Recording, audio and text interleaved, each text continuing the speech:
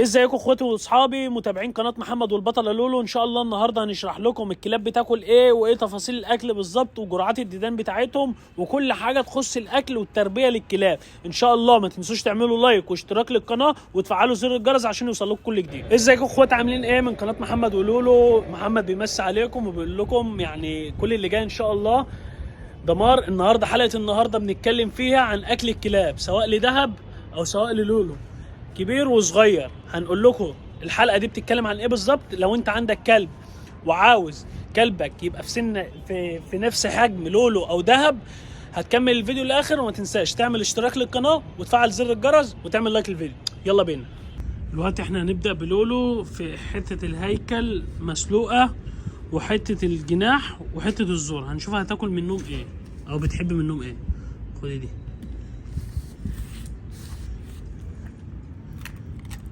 الفكرة ان لولو بتحب تاكل اي حاجة سواء اجنحة سواء زوار سواء هياكل. وطبعا شايفين ده اهو لسه هنجيبها لكم واحنا بناكلها. هنديها مثلا حتة زور نشوفها هتاكلها ولا لا. بتزقل بسم الله ما شاء الله سواء ني او سواء مستوي. هي بتحب اي اكل. الكلبة دي متعودة من صغرها اللي هي بتاكل مستوي، بس بعد ما عدت السنتين على طول بدأت تاكل هي اي حاجة.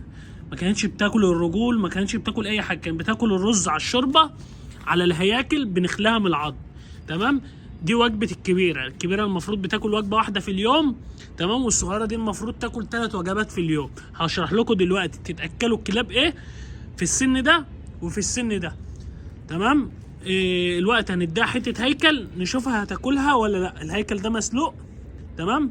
الاكل اللي كلته الوقت كله ناي. دلوقتي الهيكل ده مسلوق هنشوفها هتاكله ولا لا.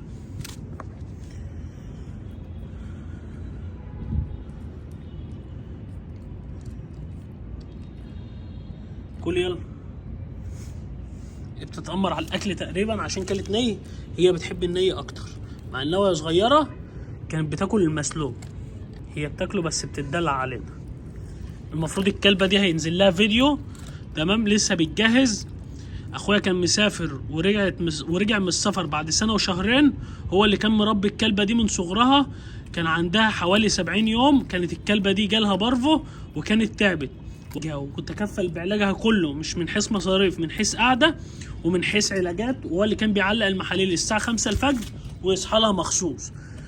عاوزكم تشوفوا بقى الحلقه دي ان شاء الله كمان يومين هتنزل فيديو طويل برضه. فعاوزكم تقول لي ايه رايكم في الحلقه، وما تنسوش تفعلوا الاشتراك وزر الجرس وتعملوا لايكات على الفيديوهات وتروقوا على الدنيا. وان شاء الله اللي جاي كله هيعجبكم. وهنعمل مسابقات قريب برضه على كلاب. اي حد حابب يخش المسابقه دي هتبقى عباره اللي انت عامل لي اشتراك على قناه اليوتيوب ومفعل زر الجرس وبتشاهد كل الفيديوهات للاخر وبتعمل لي كومنتات. دي كده من حيث اكله الكبيره. طب الكبيره دي بتاكل ايه؟ الكبيره دي بتاكل رجول نيه او مسلوقه، بس بنشيل منها الضوافر. بتاكل هياكل نيه او مسلوقه. بتاكل تنظيف الاجنحه. بتاكل روس نيه او مسلوقه بس بنشيل المناقير بتاعه الروس. بتاكل الازوار. بتاكل رز وشوربه. بتاكل اي حاجه. فانت لو عندك كلب في السن ده 4 سنين بياكل وجبه واحده في اليوم، تبدا انت تظبطها له. من حيث بقى احنا في الشتاء انا بدي وجبتين، مره الصبح ومره بالليل عشان الكلاب بتجوع، بس مش الصبح قوي، يعني الصبح زي الوقت كده الساعه 4 العصر. تمام. ووجبه الساعه 12 بالليل 2 بالليل على حسب الكلبه وعلى حسب انا ما بطلع لها امتى. اي حد محتاج اي تدريبات للكلاب او اي شرح في اي حاجه او معلومات عن الكلاب يخش يكتب لي كومنت وانا هعمل له فيديو من حيث التدريب او من حيث اي حاجه. طبعا انتوا شايفين دهب هتهبل على الاكل. دهب جاي لك اهو. تمام كده من حيث الكلبه الكبيره. وان شاء الله هيبقى في منها انتاج قريب. لما تحيض وتجهز هنجوزها ونعمل خلف زي الخلف اللي فاتت كده ان شاء الله. يلا نخش بينا على دهب. يلا بينا على دهب. وهنا جينا لدهب. تمام. نفس اللي احنا اكلناه لولو. هنشوف استجابتها على الاكل هتبقى عامله زي لولو ولا لا. ماشي. هنرمي لها اول حته الجناح. اول حاجه الجناح هنشوفها هتاكله ولا لا. طبعا دهب عندها النهارده داخله على ال5 شهور الا كام يوم. في شهر 12 يوم 7 الكلبه دي هتبقى عندها 5 شهور ان شاء الله. عاوزكم برضو تقيموا دهب في الكومنتات وتقولوا لي ايه رايكم فيها. وقول له بتعيط عشان احنا بناكل ده، مع ان ده ما عيطتش لما لولو كانت بتاكل. هندي لها الجناح، هندي لها الزور ني برضه. لازما تكون مدي جرعه ديدان لكلبك كويس، جرعه محترمه بيطري، عشان الكلب يبدا يملى معاك يبقى بالاحجام دي.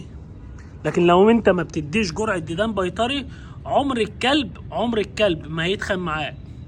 حتى لو بتديها بشري مش هتبقى نفس مفعول البيطري ده مخصص للكلاب، والبشري ده معمول للبشر، للبني ادمين اللي هم زينا كده.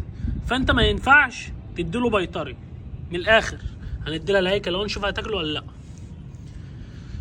فهمتوني؟ يعني انت بتدي للكلب بتديله دواء ديدان لازما بيطري، بتديله بشري مفيش مشكله، بس لازم تديله جرعه وسط الجرعات دي كلها بيطري عشان تظبط لك معاه الدنيا. غير كده اي علاجات سواء برد سواء حشرات سواء كده ممكن تستخدم البشري عادي، تمام؟ سواء حقن او سواء ادويه شراب او سواء حبوب، احنا بنستخدم البشري مفيش مشكله.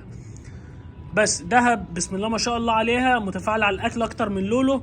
مسكت الهيكل لوحدها، ما استنيتش اللي انا مدي ايدي ليها في بقها حتى. الكلبه بسم الله ما شاء الله عليها عندها 4 شهور وكام يوم واسبوعين. الكلبه ما شاء الله عليها كلبه يعني من اعلى المستويات في مصر بفضل الله. وهيبقى ان شاء الله في انتاجات جايه كتير، عشان انا كده سبت لكم نتايتين. لولو تمام دي الام، ودي بنتها دهب. ربيت نتايه ما ربيتش ذكر، عشان يبقى عندنا انتاج، وان شاء الله نبقى على احسن الناس في الدنيا باذن الله. كده دهب خلاص كلت اهي.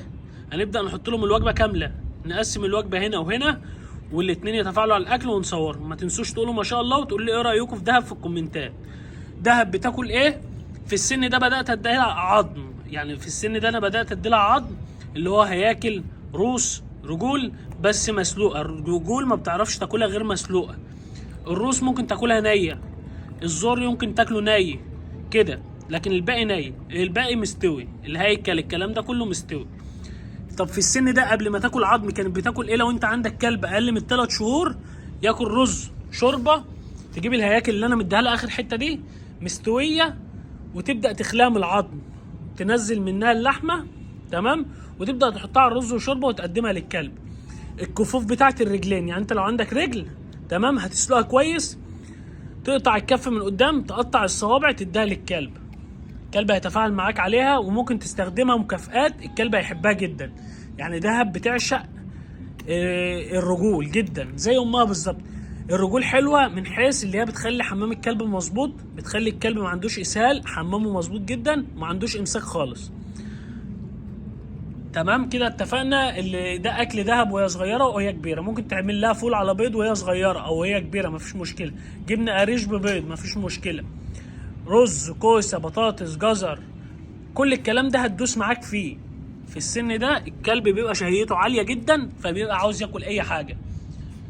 بس كده، هستناكم في الفيديو الجاي. ما تنسوش تعملوا لايك واكسبلو لايك، ما تنسوش يا اخوات، احنا كده خلصنا الفيديو. ما تنسوش تعملوا لايك واشتراك في القناه وتفعلوا زر الجرس عشان يوصل لكم كل جديد. هستناكم في الحلقه الجايه ان شاء الله. بكره بيبان عليه لازما الكلب ياخد جرعه ديدان.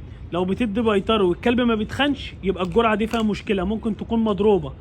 ما شاء الله الكلاب احجامها سواء لولو او دهب بسم الله ما شاء الله على سنهم احجام حلوه جدا وبزياده. يعمل اسهال، ممكن يعمل حمام دم، عينيه حمراء على طول.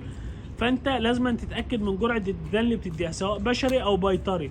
لازما يبقى في جرعه من الجرعتين اللي هي التنشيطيه والعاديه، واحده بيطري. مش شرط اللي تدي الاثنين بيطري، ادي واحده بيطريه وواحده بشري عشان البيطري يجيب لك من الاخر.